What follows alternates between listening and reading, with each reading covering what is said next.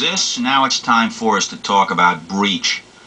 In general, we have a very simple definition for breach. We say that the duty of reasonable care is breached when the defendant fails to act like the reasonable person, or fails to act as the reasonable person would have.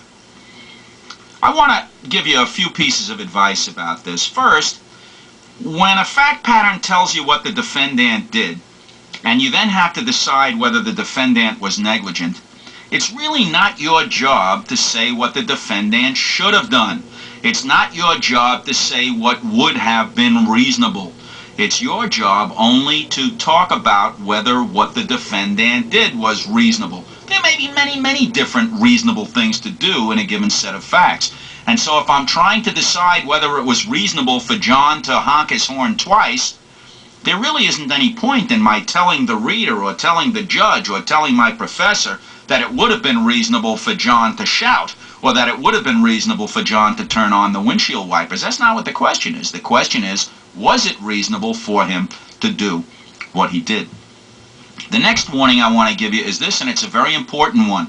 Whenever you have to talk about whether the defendant acted reasonably, in other words, whenever you're talking about breach in a negligence case, I want you to think of Dorothy in The Wizard of Oz, played by the immortal Judy Garland, because there's one point in which Dorothy is explaining to her dog Toto that they're in big trouble and that they're going to try to get out of this trouble by going to see the wizard.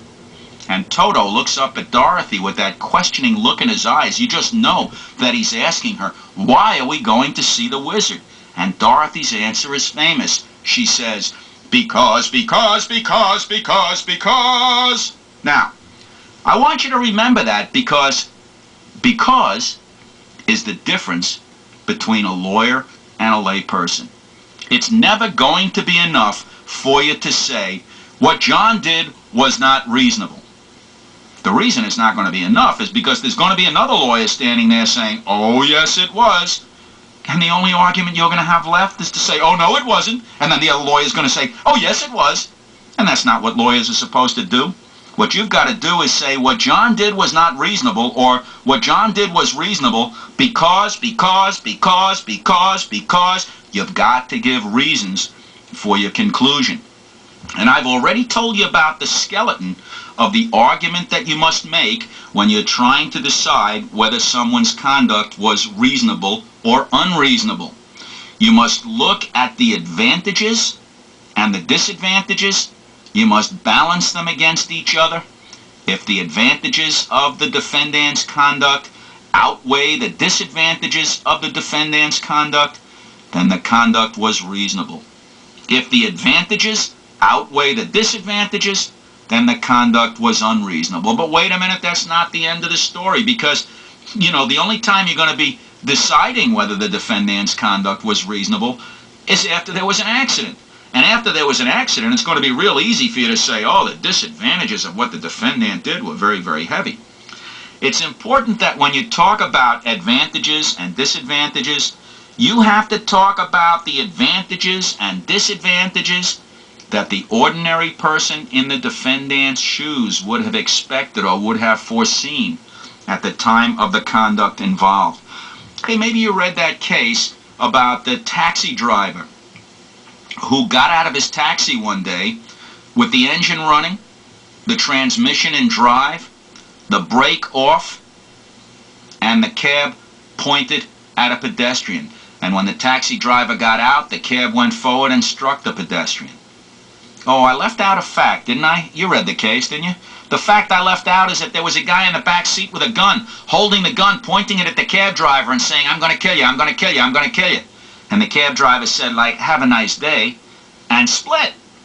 Left the engine running, the transmission in drive, the brake off, the cab pointed at a pedestrian, ran for his life. Probably you would have done the same thing. Probably I would have done the same thing. Well, the pedestrian sued the taxi driver, and the pedestrian said the taxi driver acted unreasonably. And the taxi driver's lawyer said, wait a minute, my client was trying to save his life. The advantage of what he did was that he was saving his own life. Well, the attorney for the pedestrian said, yeah, but if he stayed in the cab, he might have been killed. That would only been one person. Getting out of the taxi the way he did, he endangered all the pedestrians on the street. The cab might have gone on and struck 5, 10, 15, 20 of them even. So the attorney for the pedestrian said the disadvantages of his conduct outweighed the advantages, and therefore his conduct was unreasonable. But the court agreed with the taxi driver. The court said, to the ordinary person, and remember, when we balance advantages and disadvantages, we do so through the eyes of the ordinary person. The court said to the ordinary person, his or her own life is the most important life in the world, and therefore the advantage, saving his own life, outweighed the disadvantage, which was endangering the lives of others. And so the court held as a matter of law that the taxi driver acted reasonably. That's a real fun case to read because the judge wrote it in some very Shakespearean poetic language, and you're probably going to enjoy reading the opinion. But after you enjoy reading the opinion, go back and look for that argument that I've just summarized for you, and I think you'll see that that's what the court is saying. The court is saying the most important instinct that humans have is the instinct to preserve their own life, and it's a very important instinct. And so acting on that instinct is a reasonable thing to do, or at least it was reasonable for that taxi driver.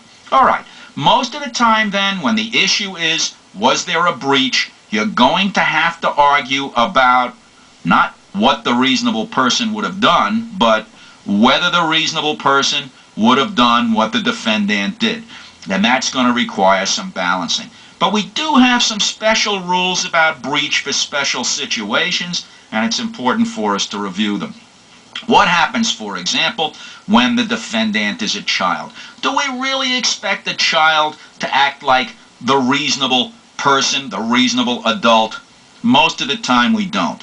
Most of the time we say that a child is only expected to act like the reasonable child of the same age, experience, and intelligence as the defendant. The same age, experience, and intelligence as the defendant. So we're still going to do the balancing. We're still going to say, what were the advantages, what were the disadvantages? But this time we're going to say, what would the advantages and disadvantages have seemed to be to a child of the defendant's age, intelligence, and experience. And we only use that test for children.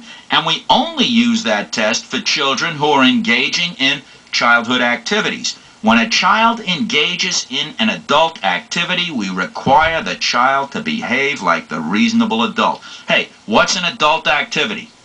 Well, there are two rules that courts use for determining whether an activity is an adult activity. And the first rule is a rule of tradition.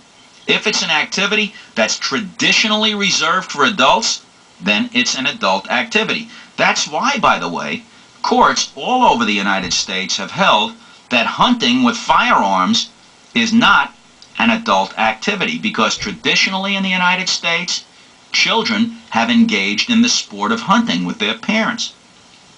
The second rule that courts use in deciding whether an activity is an adult activity is this. If the activity is one which is particularly dangerous, especially dangerous for a person who does not have the maturity of an adult, then it's an adult activity.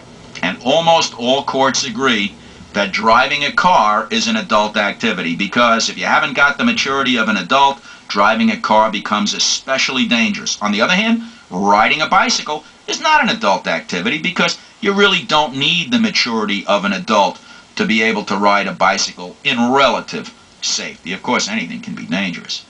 Flying an airplane, operating a power boat, all of these have been generally regarded as adult activities because they require special maturity. On the other hand, using firearms in connection with hunting is usually not regarded as an adult activity because of the American tradition of hunting, even a tradition that's observed by children. Just as we have a special rule for children because we don't expect as much of them as we do from the rest of us, we have a special rule for professionals because we expect more from them than we expect from the rest of us. If I break my arm, for example, and I go to a doctor to get my arm fixed, I don't want the doctor to fix my arm the way the reasonable person or the ordinary person would do it. If I wanted that, I would have gone to my neighbor. I would have